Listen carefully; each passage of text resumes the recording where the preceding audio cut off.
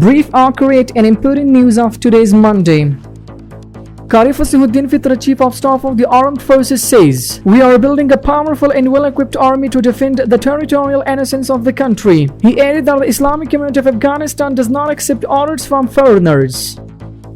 Maulavi Abdul Salam Hanafi, the administrative deputy of the Ministry of Interior, said at the inauguration ceremony of the Mother in Charge Hospital in Kabul that the peace has come to Afghanistan after a half a century of war. He added that there is no one above the line of Afghanistan.